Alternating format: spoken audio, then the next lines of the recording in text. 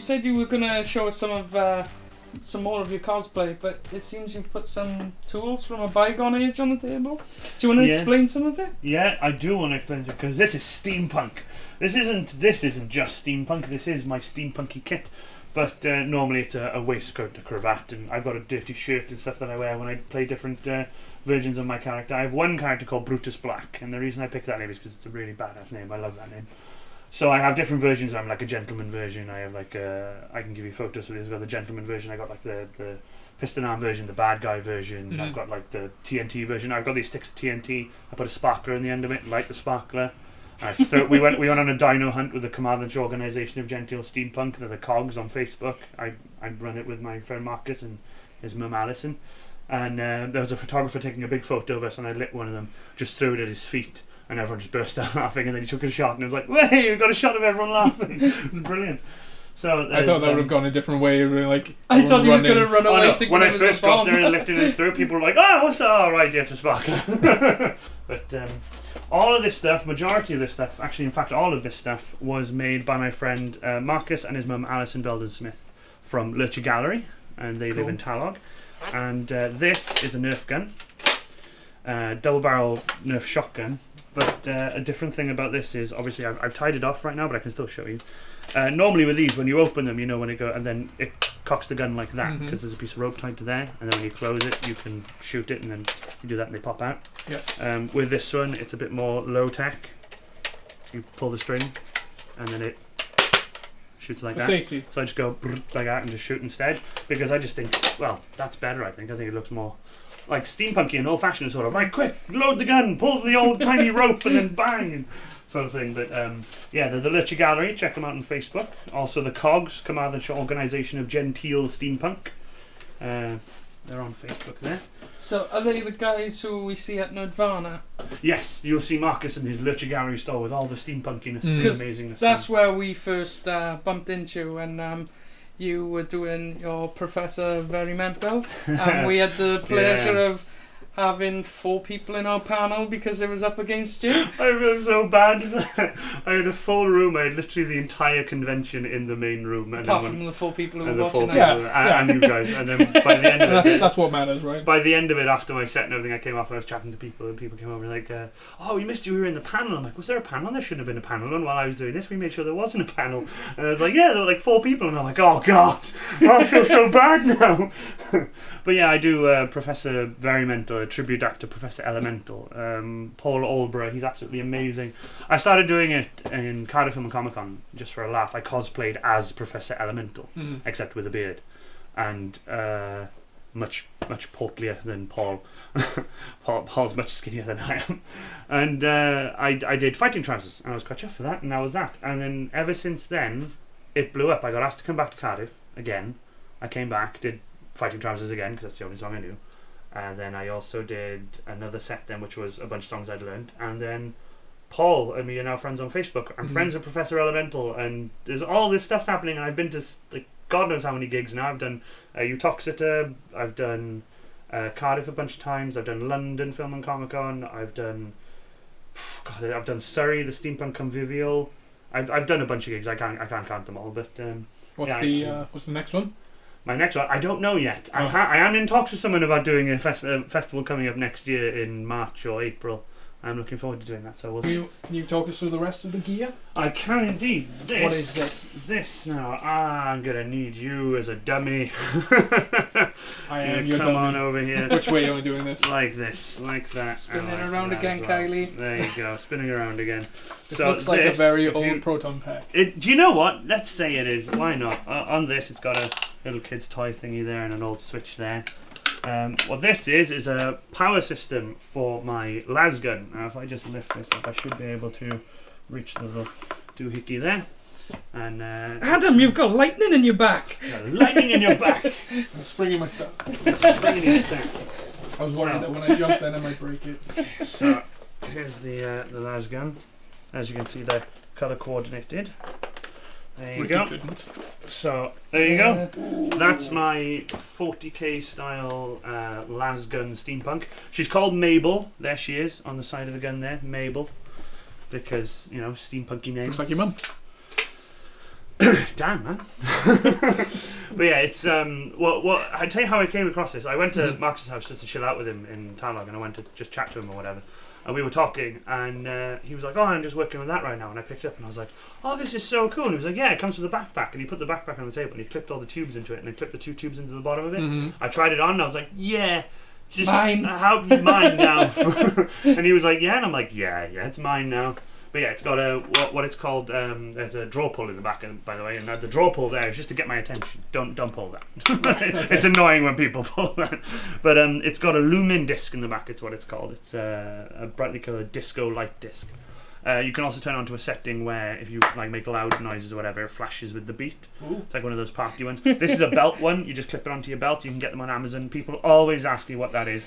And my favourite thing to do is when people sneeze. My favourite thing to do is to go, come in and just touch that there, and they come over, and as they go to touch it, go, like absolutely panic. I love it. It's my favourite thing to do. I do it with the other one as well. But cool. What I'll do is I'll just just make the noises. But yeah, that's my 40k las gun, which is one of my absolute favourites. Good thing about these, by the way, is if you did drop it, there'd be barely any damage because these are extremely tough. Like he builds stuff to last. He doesn't really build. I feel stuff. like we have to test this, but I won't. Do you mind holding that for me? Hold that as well. There you go. So. This is probably the biggest pieces of kit steampunk wise I've got because this took so long to make, and I can't thank Marcus enough for when he made it for me. But this is my part chest plate / fake arm. So basically I can wear this like this, and I hide my hand with the glove so people can't see anything at all. So that goes over everything and you can't see any of my arm or whatever. Then I've got the piston arm on it. The piston opens and closes. This is real panel beat brass. Both sides, back and front.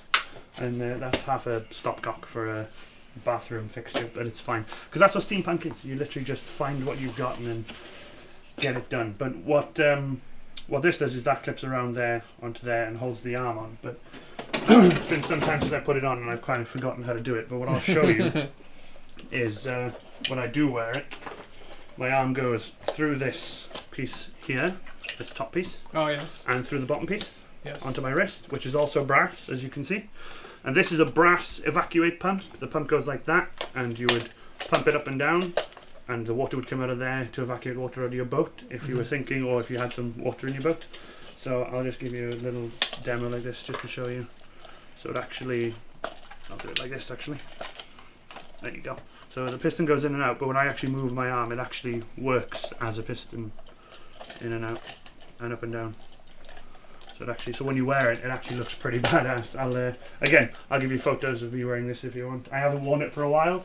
I am going to get back into it at some point, but the Ghostbuster and the Space Marine have been taking over quite a bit recently. The steampunk was your first love. My first love, and still is my first love, because I absolutely do love steampunk. I still follow steampunk groups and stuff like that now, and I will eventually get back into the whole steampunk side of things and bring out a classic, which I call a classic. What was your first piece of kit then? My first proper piece of kit would be my steampunk cane and this, like that. And then my first proper piece of kit, I would call it proper piece of kit, would be the piston arm, which was all buckled and braced and everything.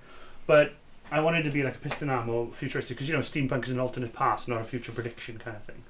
So I wanted like a box with a chimney, and I was going to put like a little vape thing in it to make it smoke, so it'd look like it's piston powered kind of thing. But instead, we developed this, and I wear this at conventions like that. Also comes in handy for storing stuff. Again, it's got a draw pull on it. It's an old clock box, and inside is another large lumen disc. Yeah, that was on your back when you had the other thing on. Yeah. Oh, let me show you that one. You didn't get to see that one, did you? You were too busy wearing it. There you go. Illuminating. It's illuminating. It's very. Again, I get people to come over just like that, and then I make them panic. I came over a Cardiff Film Comic Con when I went out for the first time dressed, I guess, and I was getting a bunch of photos. And he walks up and goes, "Oh, can I have a photo?" And I was like, "Yeah, sure, no worries." So I posed like this. And he came forward and he's getting a bit closer, he's getting a bit close. And he went down and took a photo of just that. I was like, "That's my new phone background." and walked off. And I'm like, cheers, thanks, man, much appreciated. Not like I put any work into this, but yeah, it was a good laugh. Oh, by the way, for anyone wondering, by the way, this is that's a Nerf gun. It's actually, this part's a Nerf gun. All of this was put on by Marcus to make it look, well, more lasgunny, which is absolutely badass. So would you say steampunk is a good gateway into cosplaying for people who want to try it? Yeah, steampunk is really good because steampunk is quite easy. It's brown and brass and cogs and really nice feathery hats and stuff like that, and monocles and mustaches and tea and biscuits. Literally, steampunk is really nice. You can go completely elaborate if you want, like a piston arm or a giant lasgun. You can go stuff like that, or you can go. I've seen a lot of girls that just like go as a lady, and they're just really nice with like their corsets and stuff like that. They look amazing. But then I've seen some of the guys that just go in a really nice suit and waistcoat and have a cane and like and their pocket watches hanging out. Really nice. So literally, steampunk I'd say is pretty easy because the stuff you wear for the cosplay you can also wear out. So it's pretty easy. Like I could wear my gentleman steampunk Brutus Black, sort of walk around or whatever, and then after the con just take 2 or 3 little pins off for like my airship badge and stuff like that, take a few of those off and then just go out to town with a pocket watch and stuff. People just think you look dapper. So, but when you do walk around with a bowler hat, and a monocle, people are all like, he's got what? And you're like, I've got my monocle on. I've got my monocle upstairs, I didn't actually bring that down. But yeah, for the full kit and everything, I literally just started waistcoat, bowler hat, glasses, pocket watch, just try to cane, sort of dapper, walk around sort of thing, trim your beard, moustache and all that. Is it very pricey? No, it's not that pricey. No, the Lurcher Gallery is completely, really fairly priced in all honesty for the amount of work he puts into things. But clothes-wise, clothes are pretty cheap. You can buy a waistcoat at Tesco, you can buy a nice pair of trousers or whatever. A steampunk cane, you don't even need a steampunk one, you can just type in brass ball cane and there you go. Bob's your uncle, you've got yourself a really nice cane. So, you know, and a pocket watch, they're quite cheap. You can get a battery-powered one or a wind-up one. Get a wind-up one, they're much better. I've seen lately that you've gone into bigger and better things with a Space Marine. Big Space Marine, yes, lots of Space Marine stuff. Let's go. We'll go out to the shed. He's out in the shed. I can't keep him in the house. Cool. It makes a mess. Yeah, we'll head off.